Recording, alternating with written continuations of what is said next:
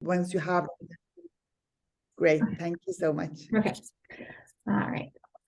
Okay, very good. Happy to present today some of the work that we've been doing in collaboration with the ILO on gender pay gaps in health and care. So just, can everyone see the slides? Am I sharing the screen? Okay, just flag if anything happens here.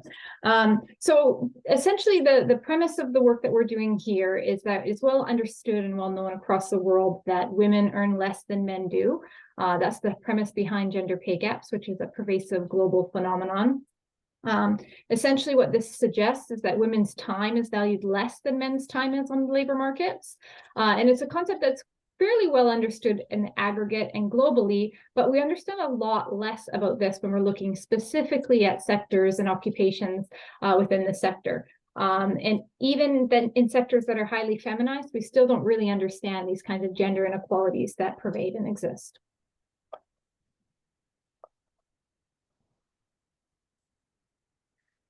But before we get into a discussion about pay gaps in health and care, I wanted just to start by bringing your attention to the fact that the international community and member states have joined forces with an aim to achieve equal pay by 2030. They've done this through SDG 8, target 8.5, which has a goal of equal pay for work of equal value.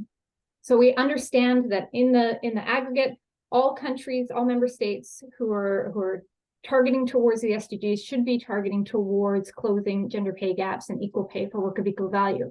At the same time as this, we have countries working towards SDG 3, and in specific, I'll bring your attention to SDG 3C, which is around investing in health workforce, especially in low and middle income countries, their training, their development, and their retention. So these two might seem kind of like separate goals. They're indeed in different SDGs, but you'll see through this report and you'll see through what I'm presenting how integrated these two elements really are and why it's important to consider these two together, looking at health workforce gaps and absence of things like equal pay, and looking at equal pay and absence of things like very feminized sectors is just half of the picture. So it's really important that we're thinking about many of these integrated goals together. So why a report on this topic is, it might seem obvious to some of you, but it isn't to everybody. So on the one hand, we have health and care that's in a growing employment sector with lots of job growth. So we're having a very human capital intensive sector, and we're seeing growth in this sector across the world in high income countries, middle income countries, low income countries. There's growth in the sector. Many of these jobs are going to women across the world, and it's a strategically therefore positioned sector when we're talking about propelling women's economic empowerment. And on the other hand, we have huge health workforce shortages. So we have a WHO predicted, or we've calculated that we have 15 million health workers short to achieve UHC. So if we stop the clock right now, we're 15 million short to achieve UHC. We were, prior to COVID, helping to fill some of these gaps and reducing these shortages, but we're really unsure now which direction the shortfall is going to go as we trend towards 2030. And then we have also the Pulse survey from WHO, which is the survey around how we're doing to meet our essential health services during COVID-19. There was a Pulse survey around the biggest barriers in terms of achieving our COVID-19 goals. And one of the biggest barriers that was suggested in this Pulse survey was barriers with the health workforce. So health workforce shortages are meaning that we're not achieving UHC, we're unable to get COVID-19 vaccines out, we're unable to use the tools that we have for COVID-19. So we have these huge barriers in terms of achieving our health goals because of the limitations we're facing with health workforce. So we had in 2019 started some work with ILO around gender pay gaps. This is essentially the behind the findings. So what's really driving this? A very detailed report that we've done. It covers 40% of wage workers in the sector around the world. So 4 out of 10 who are working in the employment sector are covered by this report. It follows the ILO methodology for gender pay gaps and for equal pay. And it follows an exact same structure, but at the sector specific level. It's the first ever sector-specific global gender pay gap to ever exist. So there's nothing like this for education. There's nothing like this for mining or agriculture. There's no other economic sector that has a global pay gap, gender pay gap report of this nature. So it's excellent that we've managed to convince ILO to do that at the sector-specific level, and it's really, really valuable. And I think we'll start to see more of this coming up for other sectors, particularly feminized sectors like education, because we can see how important it is. So what we do in the report is first we estimate what are the mean and the median raw gender pay gaps. So this is to take all of the women working in the sector, all of the men working in the sector at the country level, and then we calculate how much men work compared to women. Then we control for hours. So then we just look at what an hour with a woman working and an hour versus a man working, because what we know is that women tend to work fewer hours than men in all economic sectors, but in health and care specifically, women tend to work less than men. So we look at the hourly pay gap between men and women. Then we go and we break this down further. So we start to look at the education, the age, the tenure in the job, the experience, and we start to try and explain what is driving the gender pay gap. And in most sectors, you'll find that some of the gender pay gap is explained by the fact that men have higher education than women. This is not the case in health and care. And so we look behind this, and then we separate out into explained and unexplained factors, and we really start to try and understand what's underpinning this. While we understand this, we're thinking about what policies could be put in place to help address the gender pay gap once we know what is driving the gender pay gap.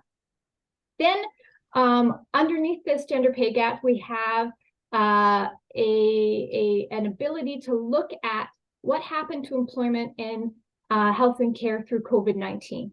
So we look at the trajectory over time of employment, and we can see when the onset of COVID-19 happened, what happened to jobs, what happened to pay, what happened to the gender pay gap. And we can do this in a few countries, and then we start to think towards policy options. So what we found out via this report is we were able to see that obviously the health and care sector is a very large economic sector. It employs 3.4% of wage workers across the world. So 3.4% of jobs are in health and care. There's a big discrepancy between the size of health and care as an employment sector in high-income countries than that in low-income countries.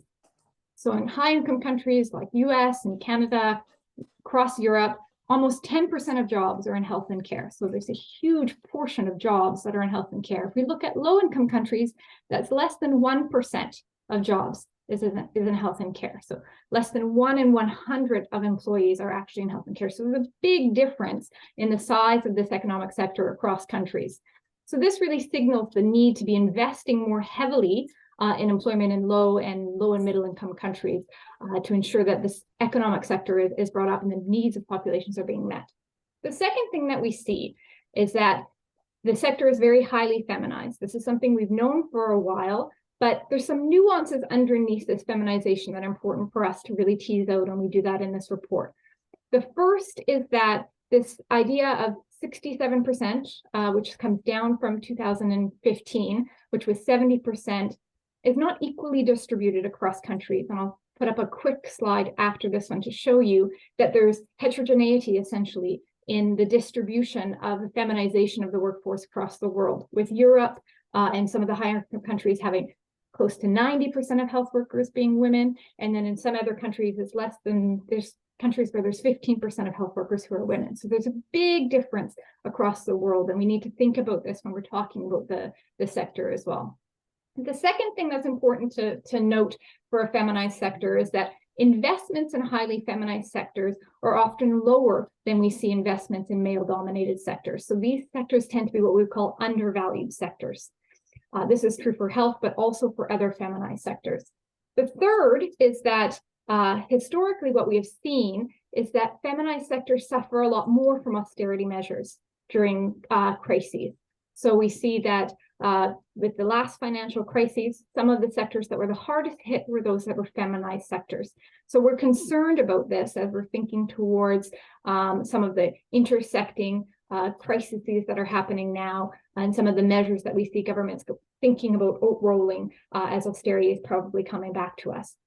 And then the final one is that what we can see from the data that we have, both for health, but also for the wider and employment across the world is that women's employment recovery because of the COVID-19 is actually lagging behind that of men. So we're concerned that women aren't making it back to where they were, where men have already sort of made it back to the 2019 levels. Women are lagging behind. And what we see in health and care is the women who are lagging the most behind are those who are the least well paid. So we have this kind of inequality on an inequality. And then the big lesson that we learn by looking at the health and care in the context is that the average earnings of the sector are lower than in other sectors. So when we look at the education levels, when we look at the experience, when we look at sort of like for like across economic sectors, we find that health and care is underpaid. So the wages that health and care workers are earning are actually lower than what we would see in other economic sectors. This contributes to two main things that we're concerned about. The first is the overall gender pay gap in the economy. So we have a big gender pay gap in the economy. We're on SDG 8.5, trying to close the gaps. If we don't address what's happening in health and care, we won't be able to do that.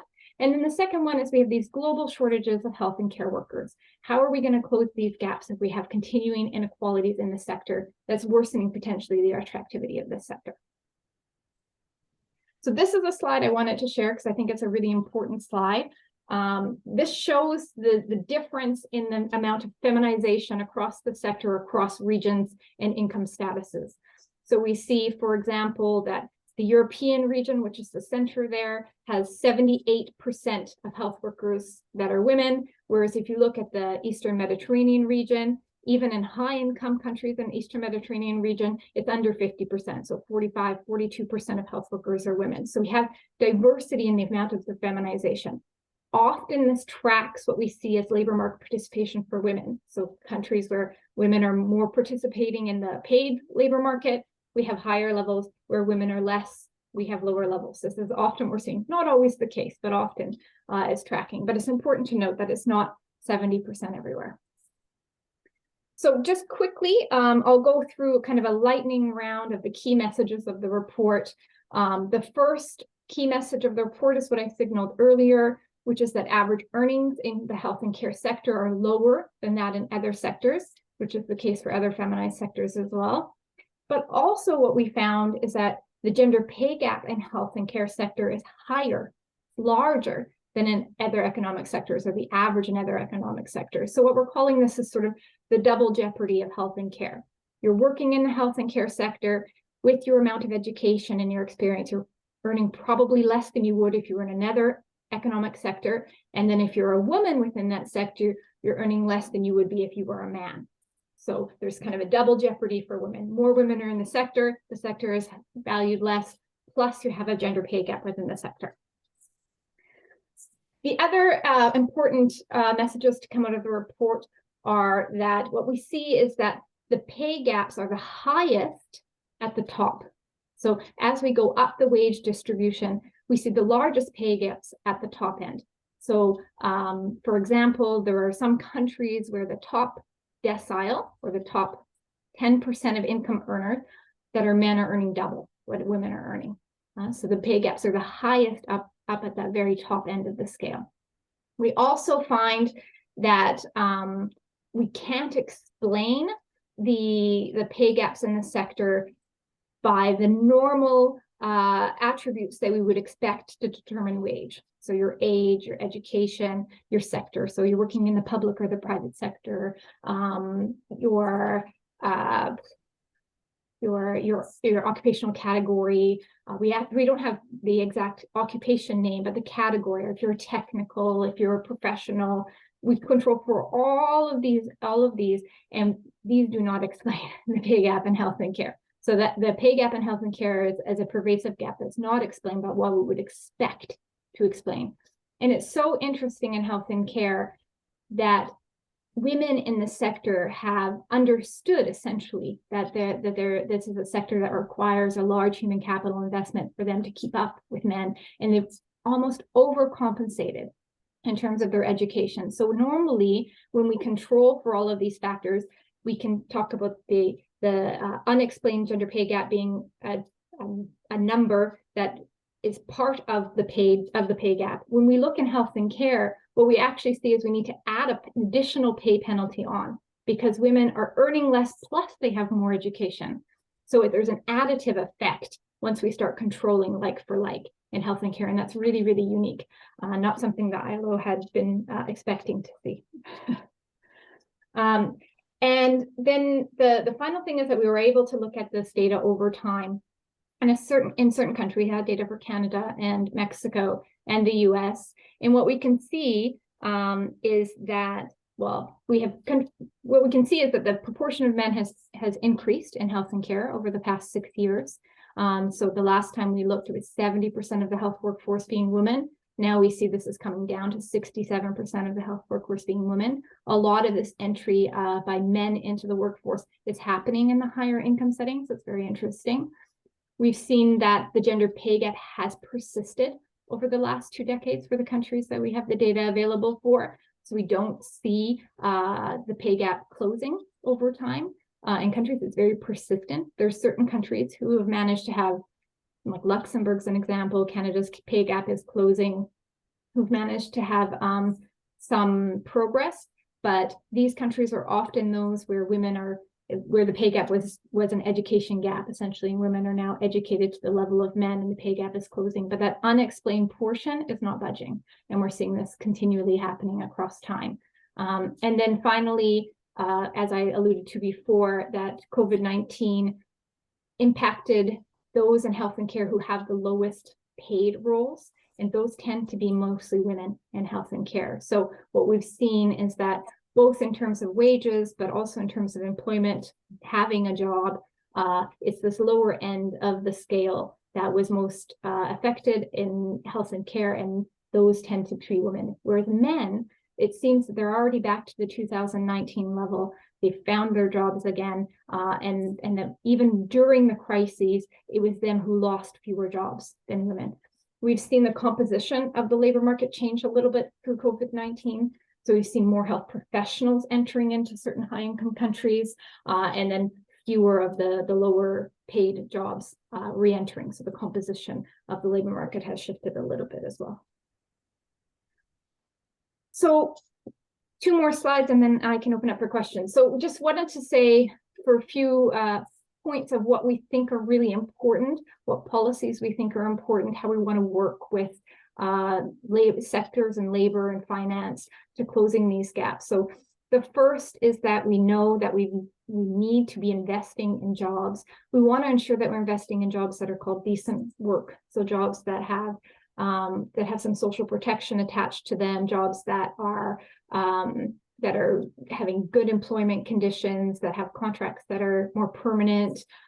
We want decent work.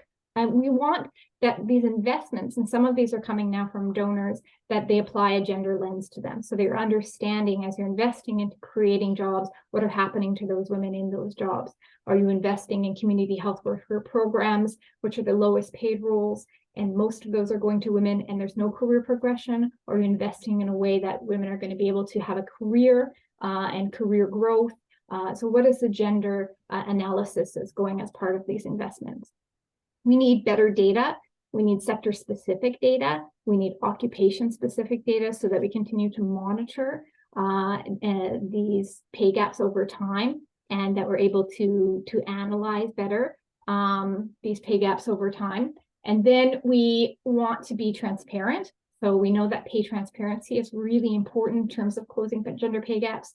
Many countries have legislated pay transparency. Legislation is another really important element. The foundations of equality within our legislative our rules. Many countries have equal pay for work of equal value. We can see those with the smallest pay gaps generally have some legislation in place. We want to increase the number of women at the top. So we need to ensure that there's more women at the top, but we also want to see men more equally distributed throughout the pay scale. So we want to see more men in the middle and the lower level, because this will help to change the valuation of those jobs, but it'll also help to close gender pay gaps when there's a better distribution across, that we don't kind of have a skewed distribution where all the men are at the top end of the pay scale. We know that collective pay agreements are very important in terms of all pay, minimum wage, and pay gaps as well. And then we need to ensure that we're addressing the root causes, so making efforts to change cultural gender norms that places a higher value on certain male-dominated sector and a lower value on the women's on the sectors that are more highly feminized. So essentially, we see this as a matter of social justice. It's an obvious matter of social justice.